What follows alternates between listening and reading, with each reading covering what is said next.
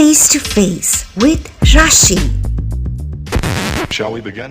Let's begin now. On Face to Face with Rashi, meet the authors of An Atheist Gets the Gita by Mr. Rahul Singh and Dr. Galyna Kogut.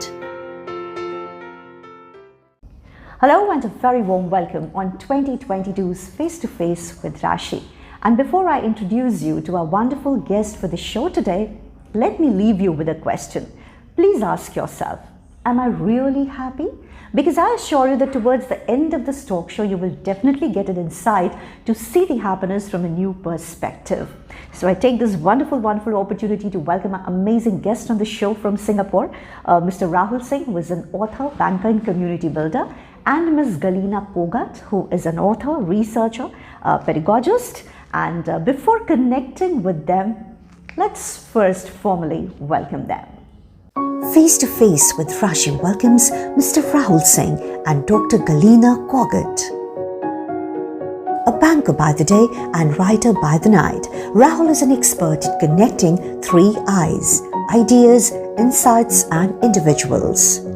Hailing from Ayodhya, he received a full scholarship to study Bachelor's in Engineering honours at Nanyang Technological University, Singapore, and has an MBA from IIM Bangalore. Rahul is the youngest ever president for IIMB Alumni Association, Singapore, and serves as the principal corporate advisory group at IIM Udaipur. He regularly speaks at corporates and universities on topics that concern millennials, such as careers in 21st century, conscious capitalism, and cross-cultural understanding. He has authored An Atheist Gets the Gita, Engineering to Ikigai, and You Know the Glory, Not the Story. We welcome Dr. Galyna Kogut, who is a researcher with National Institute of Education and has a PhD from NTU, Singapore. She focuses on pedagogy with specific emphasis on language acquisition and teacher professional development. Born in Ukraine, Galyna has widely researched and taught Western psychology and Eastern philosophies. She has translated various Indian scriptures into Eastern European languages and authored digital storytelling for educative purposes and An Atheist Gets the Gita. She is the president for Ukrainian Club in Singapore and was the founder for Ukrainian Language School, Singapore. Well, we have on the show the authors of An Atheist Gets the Gita, Mr. Rahul Singh and Ms. Galyna Kogut. Let's connect with them. Well, hi Rahul and Galyna, heartiest welcome on the show Face to Face with Rashi, and heartiest congratulations for your book, An Atheist Gets the Gita. It's quite interesting also, Rahul and Galyna, because I see an atheist as someone who is scientifically pragmatic towards life, and he believes in what his eyes could see. His mind searches for logic and reason, weighing the pros and the cons. And then he gets the Gita, right? On the other hand, the Srimad Bhagavad Gita, a 700-verse Hindu scripture written about 5,000 years ago as a part of Mahabharata by the sage Ved Vyasji, and the teachings given by Lord Shri Krishna to Arjuna. So my first question to both of you is, what inspired you, to author An Atheist Gets the Gita? Hi Rashi, it's really wonderful to be on Face to Face with you. Thank you for inviting us. Hi Rashi, thank you so much for having us on the show. As you've rightly pointed out, that is true. Bhagavad Gita was spoken 5,000 years ago by Krishna to Arjuna. And the questions which Arjuna was asking and Krishna was answering are actually the questions which are pertaining to life at any time. And I, in my life, was also asking similar questions, or sort of like similar questions than these. And I was looking for answers. और मैं भाग्यशाली हूँ, तो मेरे पहले गीता 20 साल के पहले था मेरे हाथ में.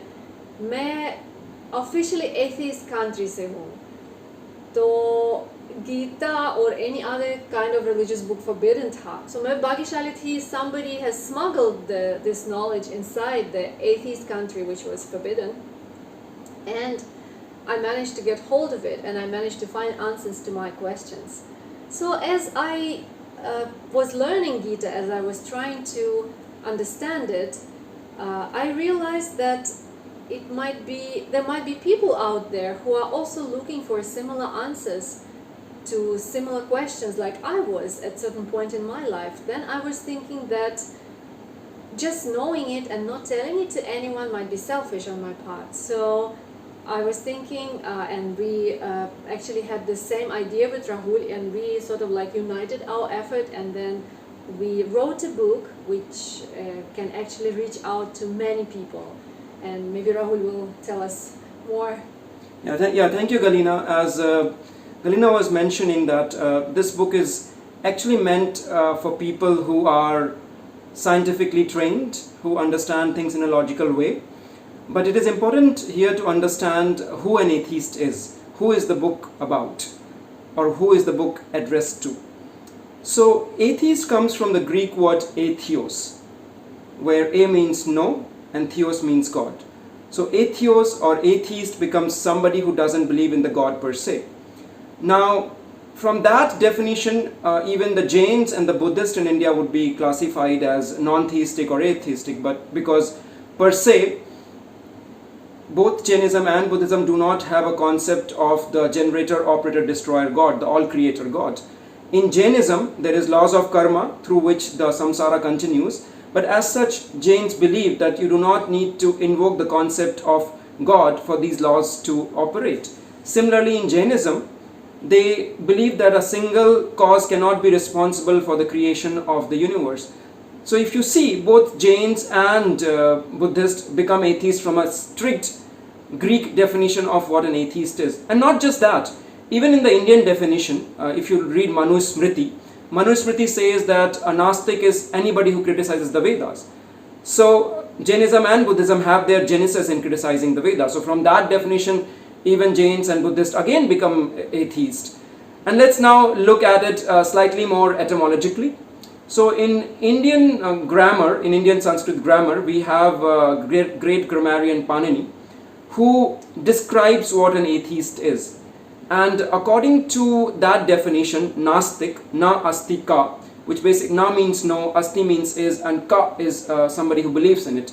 So it says anybody who believes there isn't is a Nastik, but that it is not defined. So in order to understand that there is a vritti on this Panish Ashtadhyayi which explains what this it is. And the definition of that is anybody who does not believe in an afterlife, anybody who does not believe in a hereafter, that person becomes a Nastik. Now both Jains and Buddhists do believe in something that goes beyond death. For example, the Jains do believe in the concept of soul, which goes from one body to the next body. So from that definition, Jains are not Nastik. Similarly, Buddhists, they do not believe in soul per se, but they believe that consciousness lives beyond death. So from that definition, even the Buddhists are theistic or they are astic if you would like. But the question here is, who is an atheist for the purposes of this book? So for the purpose of this book, an atheist is a scientific, pragmatic, logical mind. So the book is written for a scientific, pragmatic, logical mind. And the premise here is that such a mind is the most fertile mind to read the Bhagavad Gita, because such a mind doesn't come with any biases. On Face to Face with Rashi, meet the authors of An Atheist Gets the Gita by Mr. Rahul Singh and Dr. Galyna Kogut. Dear viewers, we are in conversation with the authors of An Atheist Gets the Gita, Rupa Publications, Mr. Rahul Singh and Ms. Galyna Kogut. Galyna, you come from Vinnytsia in western Ukraine, right? And interestingly, you have a wonderful command on Hindi language, and your knowledge about the Indian scriptures is just amazing, yeah? And besides that, the languages that you speak, of course, Ukrainian, Russian, Polish, English, and German. So, how did it all happen when it comes to An Atheist Gets the Gita? And I hope Rahul, because she's so well versed with the Hindi language, I think it must have had been a facilitating factor for both of you in comprehension and sharing of the insights and ideas while you were, penning down and authoring this book. Thank you, Rashi. Thanks for mentioning all the languages I speak. Well, I do have general interest in learning foreign languages, so I do try to pick up wherever I go. I try to meet people and learn some of the new words. So I had a general interest in learning Hindi because I've been reading scriptures like Bhagavad Gita and Srimad Bhagavatam since my teens, and obviously there are shlokas there which are written in Sanskrit, and there is translation there. So I picked up all those words, and all of them went into my subconsciousness. And then when I came to live in Asia, I met a lot of Hindi-speaking friends. So I was picking up Hindi language from them, and then I also had a few lessons because I was generally interested in how to build a sentence, and also I picked that up. And Rahul was also a big inspiration for me in Hindi because I picked a lot of Hindi from him. And then as I realized that there is a lot of similarities between Hindi and Sanskrit. And then as I started learning more, I realized that not only that, there is a lot of similarities between Hindi and even Sanskrit and my own language, my mother tongue, which is Ukrainian. Like, for example, there is this word, in Hindi you say bahod, bahod. And then in Ukrainian language we have the word bahato, which means the same, a lot. Then we have the word which is, you have, in Hindi you have dwar, and then our word is exactly the same, dwari, almost the same, a little bit slight difference in pronunciation. Then there is this word which is, you say sona, which is sleep, and then it's exactly the same word in my language. So I was actually fascinated by that. I like to find these similarities because, I believe that things are connected. We are all connected in a certain way. So, and as we were working on this book, then we had a lot of discussions also, and then we were looking into the meaning of the words, and we put our effort together because Rahul knows Hindi, and then we were looking at the Sanskrit terms, we were trying to decipher the meaning. And I, for example, the word Purushart, Purusha is a man, art is meaning, so it's purpose or meaning of human life. The whole word means that. So the whole Gita is about that. So that was helpful to know these languages, and it was helpful. We were discussing these things. Yeah, I totally agree with you. So it did help that you speak so many languages, and obviously you have some knowledge of Sanskrit, and I have some knowledge of Hindi. So that made it easier for us to put those terms in our book in a manner which others could understand. It's really wonderful. Rahul, how do you connect with the two? An atheist on one hand and the Gita. What an atheist gets the Gita all about? Well, thank you, Rashi, for that question. So obviously the title of the book does sound like an oxymoron, right? Why is an atheist reading the Bhagavad Gita at all? Because Bhagavad Gita, as we know, it's a religious book. It's the most holy scripture of the Hindus. And whereas atheist is, quote unquote, somebody who doesn't believe in God. So what are we trying to achieve here? So that's the question. So if you see, an atheist, as I've already said, is the most qualified person to read the Bhagavad Gita, because such a person comes without a bias, comes with a logical, scientific mind. And in this book, we are trying to explain the 5 very important concepts which are discussed in the Bhagavad Gita. Now, what are those concepts?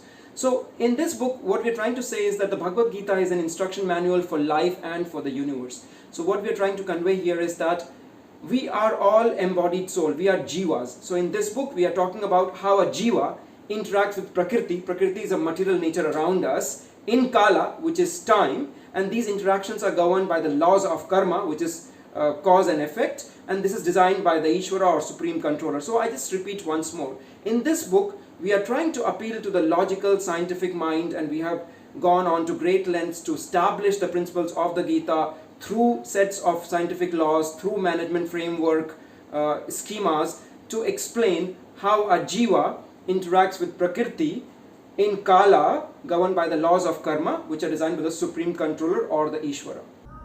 Well, that's really great, Rahul. Rahul, you have authored earlier Engineering to Ikigai, and you know the glory, not the story.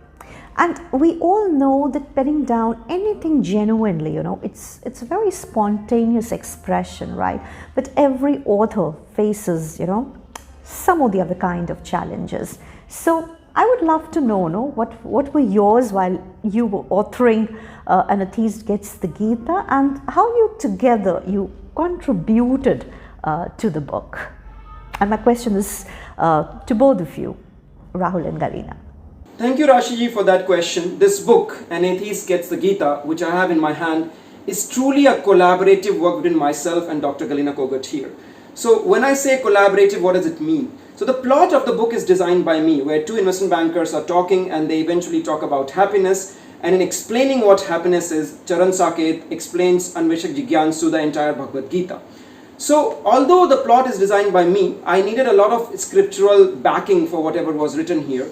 And I did not have that kind of training. On the other hand, Galyna had more than 20 years of experience of reading Indian scripture. So I used to come and discuss with Galyna, this is what I feel intuitively it should be. Do you have a scriptural backing for this? And that is the point when Galyna would say that, okay, this is in Isha Upanishad, or this is in Katha Upanishad, or this is in Srimad Bhagavatam, or this is in Prabhupada's commentary, or this is in Chatan Charit Amrit. So she used to provide those references, which intuitively I know this is how it should be, but then again, you need some kind of a scriptural backing to back what you are saying. So this book is actually full of shlokas, not only from Gita, but also from all kinds of Upanishads, Puranas, Mahabharata, Ramayana, in order to get the complicated concepts that are there in the Bhagavad Gita across to the reader. And maybe Galyna can add something more about her contribution to the book and other things that I may not have touched upon. Thanks, Rahul, and thanks, Rashi, for this question. It's interesting to go back and trace, sort of like look back and see how we were working on it. Now that you have the whole book put together, then we are trying to see, it's very difficult to just say, this was done by me. It was a common effort, but as Rahul said, the plot was his, the whole structure was given by him, and also he's obviously very fantastic with all the scientific concepts which are put inside this book, like to explain certain things in Bhagavad Gita, this scientific lens. But there were like a number, Gita is not a simple book if you start thinking about it, so there is a lot of complicated concepts in it.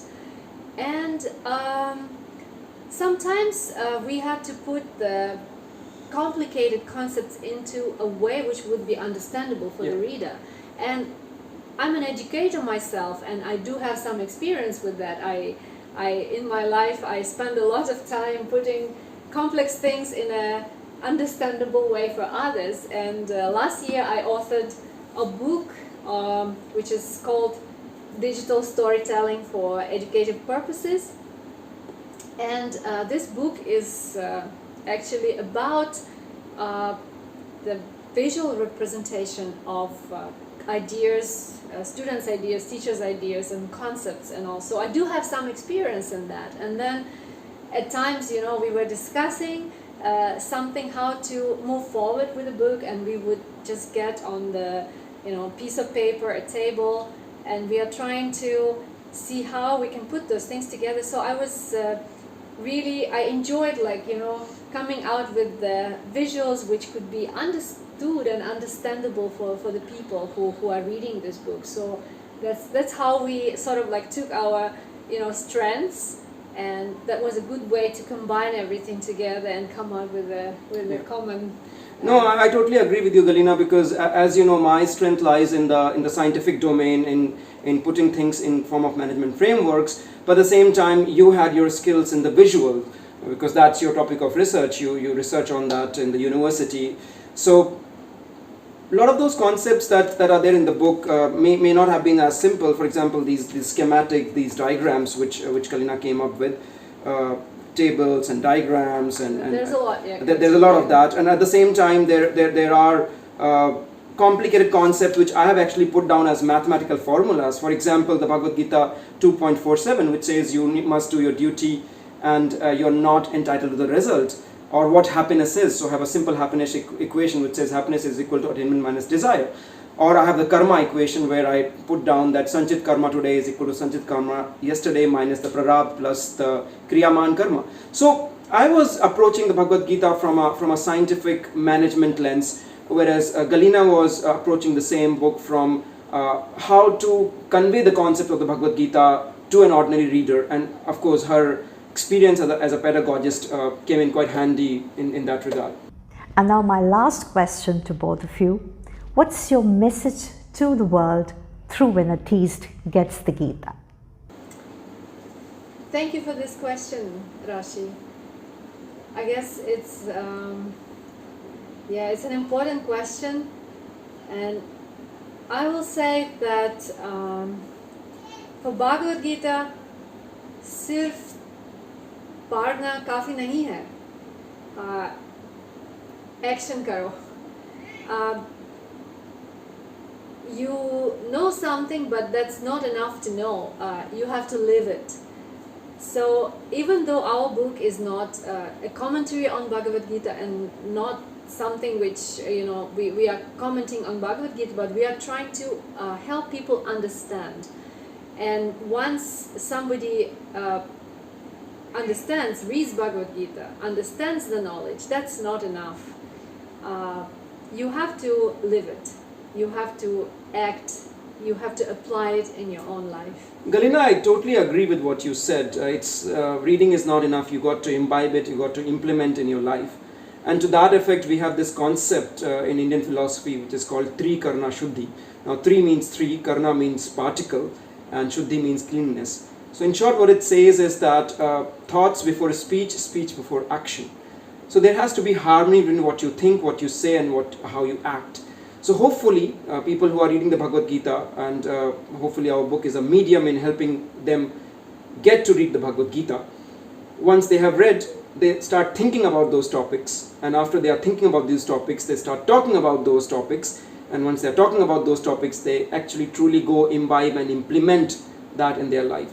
So I think that's the message here that we want to convey, Rashiji. It's really amazing, Rahul and Galyna. It was real fantastic experience, connecting with lovely and wonderful authors and people like you. I wish you both more success and glory in times to come, and thank you so much for being on Face to Face with Rashi. And let me tell our audience that An Atheist Gets the Gita. It's available worldwide, USA, UK and Europe, Australia, Singapore. And I wish An Atheist Gets the Gita all the success. Rahul and Galyna, thank you so very much one more time for connecting with me, for being on the show, and lots of love always. God bless you. Thank you, Rashiji. It was lovely being on your show. Thank you so much for inviting us. Thank you. It was our pleasure. Well, before starting this conversation, I had left you with a question. Am I really happy? Hope we are leaving you with an insight to see the happiness from a new perspective. I have with me the Srimad Bhagavad Gita in my hands, and as I open it to chapter 80, one of the verses has Lord Shri Krishna telling Arjun, "Because you're my very dear friend, I'm speaking to you, my supreme instruction, the most confidential knowledge of all. Hear this from me, for it is for your benefit." And with that, I close, wishing you lots of love, happiness, light and hope in life. Thank you so much for joining. Love always, and God bless.